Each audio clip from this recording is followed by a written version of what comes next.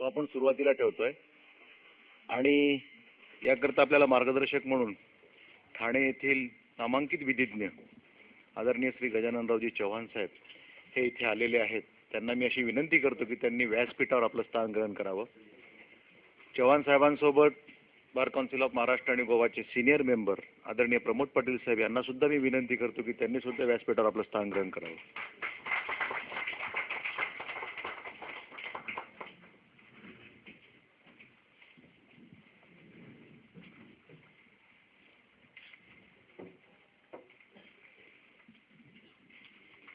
यानंतर आजच्या या आपल्या प्रिपरेशन ऑफ क्रिमिनल ट्रायल या विषयासंदर्भातील मार्गदर्शक आदरणीय चव्हाण साहेब यांचं स्वागत पुष्पगुच्छ आणि स्मृतिचिन्ह देऊन बार काउन्सिल ऑफ महाराष्ट्र आणि गोवाचे अध्यक्ष श्री कोंडे देशमुख साहेब करतील अशी मी त्यांना विनंती करतो.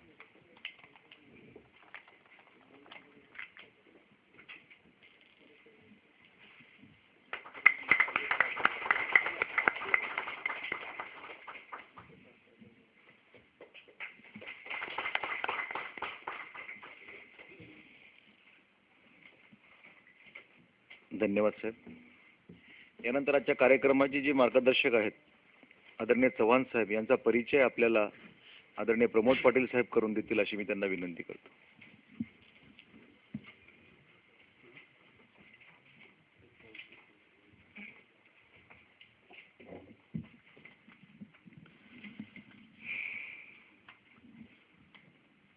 आजच्या ह्या विषयाचे मार्गदर्शक माननीय श्री गजाननरावजी चव्हाण हे ठाणे कोर्टामध्ये गेल्या 25 वर्षापासून प्रॅक्टिस करीत आहेत. विशेषतः क्रिमिनल साईडची त्यांची प्रॅक्टिस आहे. ठाणा कोर्टामध्ये ते गेल्या 2 टर्म करता ठाणा वकील संघटनेचे अध्यक्ष होते आणि विशेषतः या वकिली व्यवसायाव्यतिरिक्त इतर अनेक गुण त्यांच्यामध्ये आहेत. काल आपल्याकडे जो कल्चरल प्रोग्राम झाला त्या संदर्भामध्ये चांगले ॲक्टिव्हिटीज त्यांनी सादर केलेल्या आहेत. ठाणा कोर्टामध्ये असताना विशेषतः गॅदरिंगमध्ये त्यांनी प्रामुख्याने भाग घेतलेला आहे. तर सर्व प्रकारची आवड त्यांना या वकिली व्यवसायाव्यतिरिक्त त्यांच्यामध्ये अनेक गुण आहेत आणि गेल्या अनेक वर्षापासून ठाणा कोर्टामध्ये, पूर्वी ते हायकोर्टामध्ये प्रॅक्टिस करत होते, त्यानंतर कामाचा ओघ वाढल्यानंतर त्यांनी प्रामुख्याने ठाणा कोर्टामध्ये ह्या ज्या 302, 307च्या मोठमोठ्या केसेस त्यांच्याकडे आज आहेत. ठाणा डिस्ट्रिक्ट कोर्टामध्ये, त्याचप्रमाणे तालुक्यामध्ये, कल्याण कोर्टामध्ये, वसई कोर्टामध्ये, पालघर कोर्टामध्ये देखील ते जातात. मोठमोठे भाई ठाकूरसारखे त्यांचे क्लायंट आहेत. म्हणजे ज्या मोठ्या केसेस ज्या आहेत, आपण म्हणतो 302, 307, ह्या सर्व प्रकारच्या केसेस चांगल्या प्रकारे त्या हँडल करतात. एक ठाणे जिल्ह्यामध्ये एक नामांकित वकील म्हणून त्यांचं आज नाव आहे. आणि मागच्या क्लेबच्या प्रोग्राममध्ये देखील त्यांनी how to conduct criminal trial ह्या संदर्भामध्ये आपल्याला मार्गदर्शन केलेलं त्याने होतं. त्याचप्रमाणे आजचा विषय देखील ते चांगल्या प्रकारे आपल्याला समजून देतील आणि ह्या आपण प्रॅक्टिसमध्ये जे नव्याने आलेले वकील त्यांनी कोणत्या प्रकारे प्रॅक्टिस करावी या क्रिमिनल साईडला त्याचं मार्गदर्शन ते आज या ठिकाणी आपल्याला करतील. तर असे हे आमचे ठाण्याचे नामवंत वकील आज आपल्याला प्रमुख या ठिकाणी त्यांचं लेक्चर होणार आहे. तर ते निश्चितपणे आपल्याला उपयोगी पडेल. Thank you.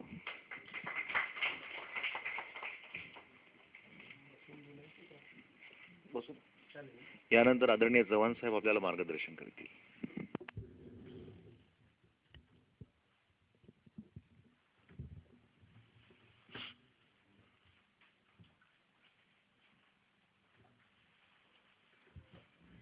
Bar council of Maharashtra and गोवाचे अध्यक्ष कोंडे देशमुख साहेब, उपाध्यक्ष आशिष देशमुख साहेब, बार काउन्सिलचे ज्येष्ठ सदस्य प्रमोद पाटील साहेब, इतर सर्व सिनियर्स, साहेबांचं नाव मी विसरलो, गोवार दिपे साहेब नागपूरचे, आणि माझ्या सर्व तरुण आणि तरुणांच्या मागे केस पिकलेल्या वकील मित्रांनो, वारुंजीकर साहेबांची पण दखल घेतो, जे उत्कृष्ट वक्ते म्हणून प्रसिद्ध आहेत बार काउन्सिलमध्ये. मी काय मार्गदर्शन करायच्या थाटात नाही आहे किंवा त्या भूमिकेत नाही आहे. मी एक ब्रॉड आउटलाईन तुम्हाला देतो की एक घटना घडते, से कॉग्निझेबल ऑफेन्स.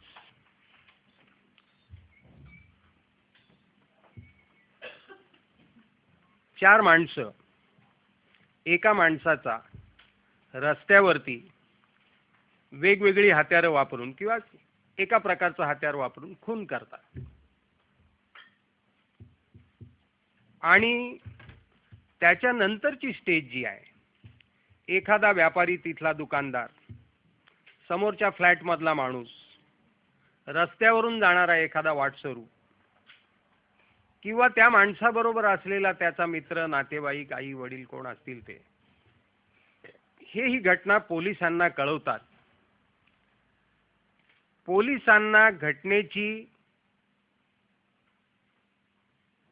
ज्याला आपण म्हणतो कन्साइज, परिपूर्ण माहिती, परिपूर्ण म्हणजे त्याच्यामध्ये अथांग महासागर असण्याची गरज नाही, परिपूर्ण, मारणारे कोण, मारलं कुणाला, किती वाजता, कोणत्या ठिकाणी, कशाने, आणि ती घटना पाहणारे लोक कोण, विटनेसेस, याची एक कन्साइज माहिती पोलीस स्टेशनला मिळते, ज्याला फर्स्ट इन्फॉर्मेशन रिपोर्ट, प्रथम माहिती अहवाल, किंवा ज्याला आपण फिर्याद म्हणतो.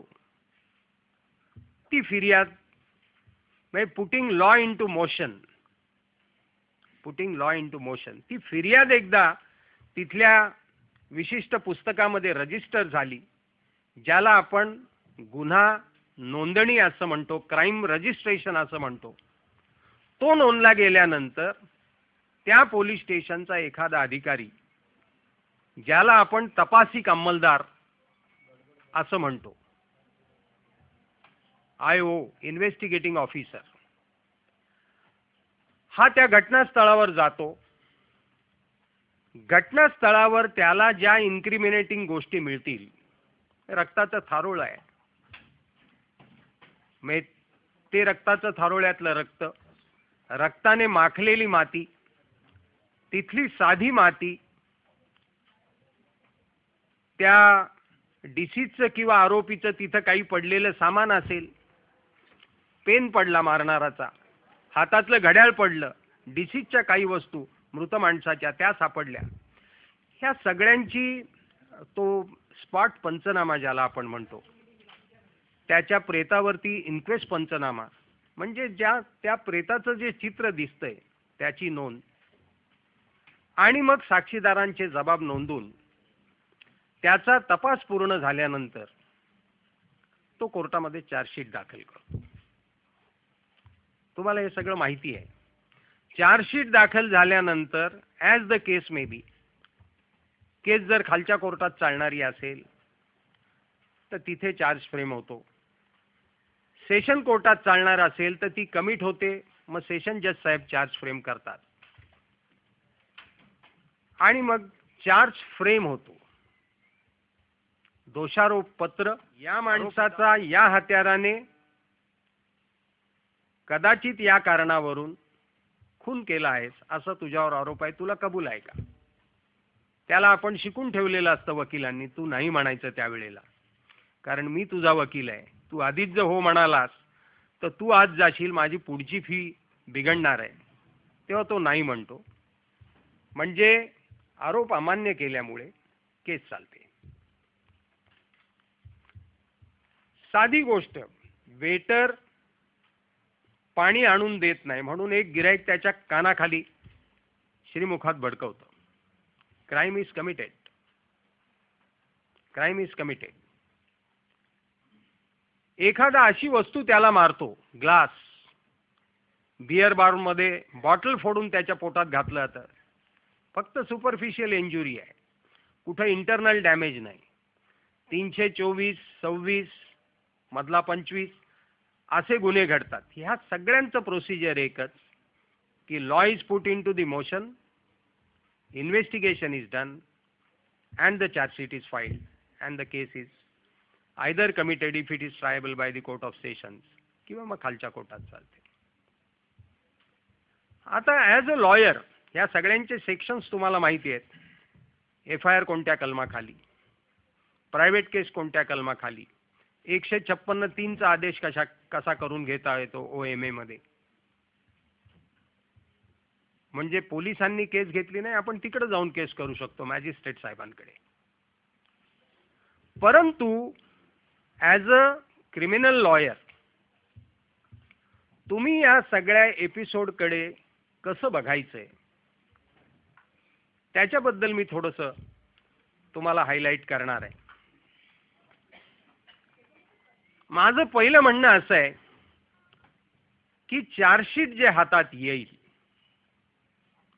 ते प्रसन्न मनाने, आनंदाने, कादंबरी वाचतोय, सुंदर लेख वाचतोय अशा पद्धतीने वाचून काढा. मी काही लोकांचं असं बघितलंय, चार्जशीट वाचलं का, काही लोक माझ्याकडे येतात, साहेब आम्हाला तयारी करून द्या, चल देतो. हा, काय तुझ्या विरुद्ध केस आहे? साहेब मी अजून काही वाचलं नाहीये, तुम्हीच वाचा आणि तुम्हीच सांगा मला. असं काही होत नाही. ती चार्जशीट आपण पूर्ण वाचून ती पचवली पाहिजे असं माझं म्हणणं आहे. कुठल्या गावात घटना घडली त्या गावाचं नाव आपल्या डोक्यात फिट बसलं पाहिजे. फिर्यादीचं नाव काय, साक्षीदार कोण कोण आहेत, त्यांची नावं काय काय, राधाबाई आहे, किसन आहे, अमुक आहे, तमुक आहे, गंगाराम आहे, सगळी नावं डोक्यात आली पाहिजे. त्यांचं इंटरसे रिलेशन काय आहे, हा शेजारी आहे, हा त्या गावात आलेला पाहुणा आहे, हे नवरा बायको आहेत, ही त्यांची 2 मुलं आहेत, या बाईचा, फिर्यादी बाईचा हा सासरा आहे. हे सगळं असं डोक्यामध्ये फिट बसलं पाहिजे आपल्या. आपण ती चार्जशीट डायजेस्ट केली पाहिजे. चार्जशीट डायजेस्ट केल्यानंतर, कारण तुम्हाला सांगतो, माझ्याकडे एक बऱ्यापैकी सिनियर 15-20 वर्ष वकिली झालेले वकील, पहिल्यांदाच त्यांनी सेशन चालवलं. ते आले, म्हणाले चव्हाण साहेब मला जरा आर्ग्युमेंटची तयारी करून द्या. मी पहिलंच मर्डर ट्रायल चालवले. म्हटलं पुरावा, केस संपलेली आहे, आता आर्ग्युमेंटच्या स्टेजला आले. पुरावा म्हणे मी घेतलाच नाही. साहेब किटकिट करतात, पुरावा मी देणार नाही वगैरे. क्रिमिनल मॅन्युअल मध्ये चॅप्टर 21 सब्जेक्ट टू करेक्शन आणि rule, you are entitled for the copies of evidence recorded in English and even in Marathi. Xerox copy आपण घेऊ शकतो, त्याचा जो खर्च असेल तो आपण द्यायचा. एका पानाचे 4 आणे पण नाही आहेत तो खर्च, आपण जास्त द्यायचे, 4 आणे द्यायचे नाहीत. कॉपीज ऑफ एव्हिडन्स आपल्याकडे असतील, त्याचं परत चिंतन मनन करून मग आम्ही युक्तिवादाला उभे राहू शकतो. मी त्या वकिलांना विचारलं, पुरावा नाही, चल फिर्याद दाखव तुझी. तर म्हणे साहेब चार्जशीट मध्ये फिर्यादच नाहीये, कारण पहिलं पान जे होतं त्याच्यावर वरती जबाब लिहिलेलं होतं. नॉर्मली इथं फिर्याद लिहितात पोलीस, आणि मग मी गजानन चव्हाण अमुक अमुक असा उदरनिर्वाह करतो, मग फलाण्या दिवशी असं झालं, अशी ती चार्जशीटचं स्वरूप आहे साधारण. तर मी बघितलं, म्हटलं ही काय फिर्याद? तर म्हणे नाही साहेब हा जबाब आहे. ही गल्लत होऊ देऊ नका. Statement under 161, statement under 162 there may be a statement under 164. ह्या स्टेटमेंट्स आहेत आणि 154 खाली जो नोंदला जातो कॉग्निझिबल ऑफेन्सच्या बद्दल, complaint in respect of cognizable offence, तो फिर्याद आहे. त्या फिर्यादीवर फिर्याद देणाराची सही आहे, घटनेची कन्साइज माहिती त्याच्यामध्ये आहे. तेव्हा फिर्याद कोणती हा रिसर्च करत बसू नका. फिर्यादीवर त्या फिर्यादीची सही आहे. 162च्या जबाबावर साक्षीदाराची सही नसते सही. तो काही मोठा इश्यू नाही आणि त्या प्रांतात आपण शिरत नाही आहोत. प्रश्न असा आहे, फिर्याद कुठली, पंचनामे कोणकोणत्या प्रकारचे या केसमध्ये आहेत, हे तुम्ही समजून डायजेस्ट करून घेतलं पाहिजे. तुमची ग्रीप त्या केसवर बसली पाहिजे. ज्या वोळेकर साहेबांचा उल्लेख आता वारुंजीकर सरांनी केला, त्यांच्या तोंडून अनेक वेळा वाक्य मी ऐकलेलं जे आहे, मी सुदैवाने ते ज्या वेळेला ठाण्यातले प्रचंड मोठे वकील होते त्यावेळी मी त्यांना प्रत्यक्ष काम करताना पाहिलंय, त्यांच्या बरोबर काम केले 7-8 केसेसमध्ये. मोठे वकील कसे असतात ते मी माझ्या डोळ्याने पाहिलंय, माझ्या कानाने अनुभवलंय. त्यांनी एक वाक्य सांगितलं होतं की you should be master of facts. एका चार्जशीट मध्ये काय घटना आहेत सगळी ग्रीप मजबूत पाहिजे तुमची. Then you can command over the brief. आता फॉर एक्झाम्पल तुम्हाला जे मी ह्याच्या पुढचा टप्पा सांगतो की या चार्जशीटमध्ये चार्जशीटचं स्वरूप जे आहे ते कशा प्रकारचं आहे. पुराव्याचं जे स्वरूप आहे, तुमच्या विरुद्ध पुरावा जो सरकार पक्ष आणणार आहे त्याचं स्वरूप काय आहे. 1. डायरेक्ट एव्हिडन्स, म्हणजे आय विटनेसेस आहेत. ही घटना घडली, 5 आय विटनेसेस आहेत. 5ही जण खोटं बोलतील, 5ही जण त्या जागेवरच नसतील, किंवा त्यांना क्रॉसमध्ये डिमॉलिश करणं हे काय तितकंसं सोपं नाहीये. ते जर खोटे असतील तर आपोआप डिमॉलिश होतील. ते जर खोटे असतील तर ते आपोआप डिमॉलिश होतील. फॉर एक्झाम्पल एक मी तुम्हाला सांगतो की there is a case in which bullet was fired from the fire arm, आणि त्या घड्याळाच्या इथे तो माणूस आहे आणि इथून बुलेट फायर झाली रिव्हॉल्वर मधून, पिस्टल मधून. ती बुलेट 30-35 फूट ट्रॅव्हल करून गेली, त्या माणसाच्या इथे छातीत लागली. आय विटनेस सांगतोय की मी बाजूला उभा होतो, याने त्याच्या गोळी मारली आणि क्रॉस मध्ये तो रेंज जो सांगतोय 3-4 फुटाची सांगतोय, तो खोटा ठरेल, तो डिमॉलिश होईल. अशा अर्थाने की जो डॉक्टर येणार आहे, ज्याने बॉडी एक्झामिन केली, पोस्टमॉर्टमच्या वेळेला प्रेत एक्झामिन केलं, तो सांगतो नो साइन्स ऑफ सिंजिंग, ब्लॅकनिंग और समथिंग ऑफ दॅट काइंड. जवळून जर फायर आर्म झालेलं आहे, फायर झालेला आहे, तर तो त्याचं जे एक्सप्लोजिव्ह सबस्टन्स आहे, मटेरियल आहे, ते त्याच्या सोबत घेऊन बुलेट निघालेली आहे आणि जवळच छातीवर लागली 3-4 फुटावरून, तर हा भाग काळा झालेला असेल, हा भाग काळा झालेला असेल. पण लांब बुलेट ट्रॅव्हल करून गेल्यानंतर तो धूर, तो कार्बन सगळं निघून गेले, फक्त गोळी पुढे गेली आणि गोळी शरीरात घुसली. No blackening, no singeing, no tattooing. टाटूइंगला काय म्हणतो मग, गोंदणे. गोंदण जे आहे ते गोंदण त्या शरीरावर दिसणार नाही, तर त्या बुलेट जवळून जर फायर असेल, गोंदण दिसेल, त्याच्यावर गोंदलेलं दिसेल. These are the simple things to be remembered. एक केस आज चालू आहे ठाणे कोर्टामध्ये. जखमी किंवा मयत माणसाच्या अंगावरती 5 इन्साइज वुंड्स आहेत, म्हणजे धारदार हत्याराने ज्याला कापीव जखमा आपण म्हणतो त्या 5 आहेत. 4 स्टॅब वुंड्स आहेत, शार्प एजेड वेपनने, पॉइंटेड वेपनने त्याच्या शरीरात घुपसल्याच्या 4-5 जखमा आहेत आणि त्याच्या अंगावर डोकं, खांदे, छाती, पाठ, इवन पाया हातांवर, लिम्सवर जवळजवळ 5-6 CLW आहे, कंट्यूज लॅसरेटेड वुंड, ज्याला मराठीमध्ये सर्वसाधारणपणे आपण ठेचकाळलेली जखम म्हणू. ब्लंट ऑब्जेक्ट आहे, स्टिक आहे, आयरन रॉड आहे, पाईप आहे, त्याने मारहाण केली तर ही बॉडी जी आहे ती रिॲक्ट होते उलटी आणि इथे ठेचकाळल्यासारखी जखम होईल, ज्याला कंट्युजन म्हणतात, आणि ती पुढे मागे करताना लॅसरेशन होण्याची, म्हणून CLW, कंट्यूज लॅसरेटेड वुंड. आता जेव्हा मी फिर्याद 3 आय विटनेसेसचे जबाब पाहिले तेव्हा त्याच्यामध्ये असं लिहिलेलं आहे, ने म्हणजे आरोपी नंबर 1 पोटात चाकू घुपसला, 1 जखम झाली, स्टॅब वुंड 1 झाली.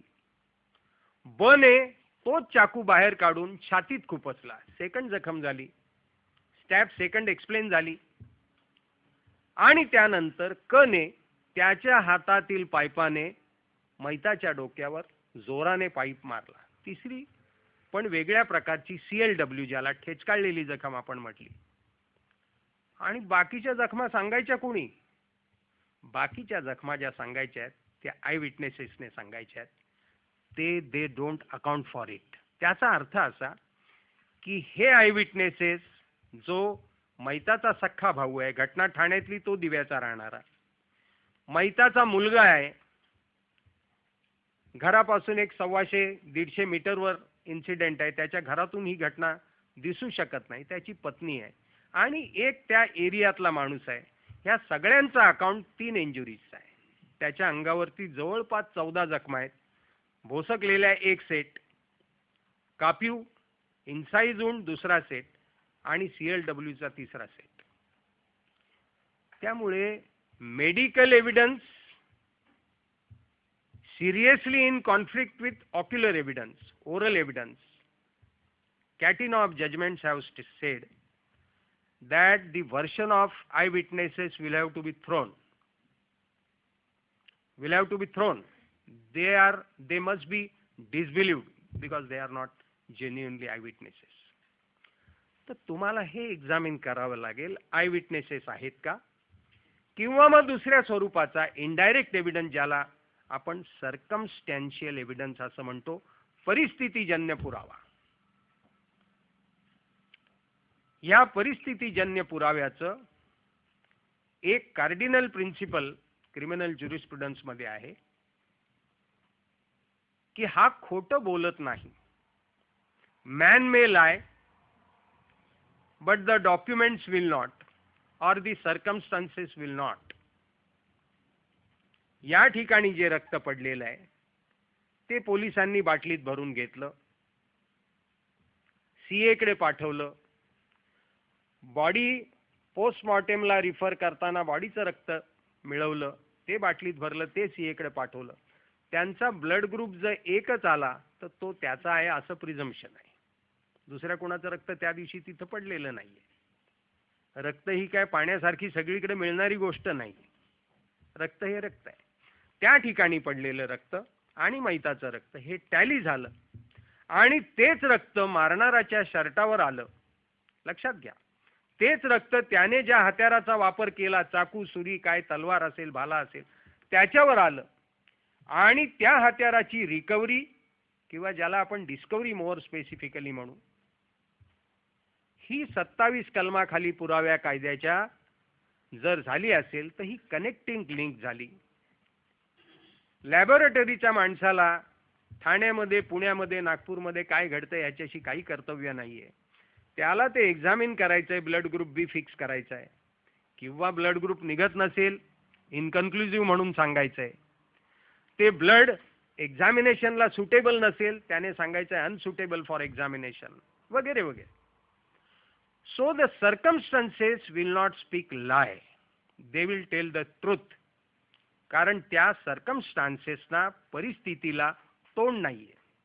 माणसाला तोंड असल्यामुळे माणूस कधी खरं बोलेल, सोयीचं असेल तर खोटं बोलेल, कधी गप्प सुद्धा राहील.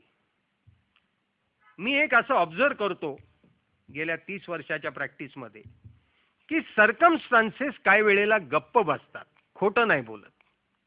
रक्त गेलं एक्झामिनेशनला, अनसुटेबल, गप्प बसलंय, म्हणजे धड इकडे नाही आणि धड तिकडे नाही, फार तर फार ह्युमन ब्लड म्हणून येईल.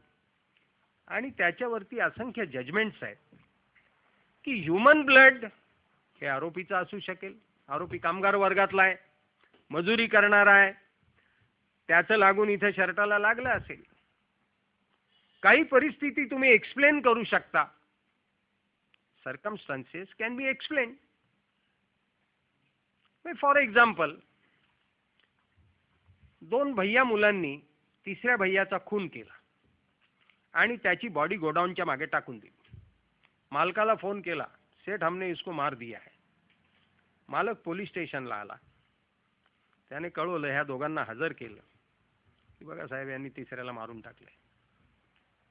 आता त्यांच्या अंगावर तेच कपडे होते, उचलताना लुंगीला रक्त लागलेलं वगैरे, आणि आरोपी झाले ते. शेवटी तपास जो आहे तो तपास झाला, पण शेवटी मानवी मन आहे, मालकाला आपलं गोडाऊन चालवायचंय, त्याने त्या कामगारांना माफ करायचं ठरवलं. जो हो गया सो हो गया. असं होतं व्यवहारामध्ये, तुमचा पण अनुभव असेल. तो म्हणाला, मरू दे आता, यांनी मारलंय, आता चांगले वागताय.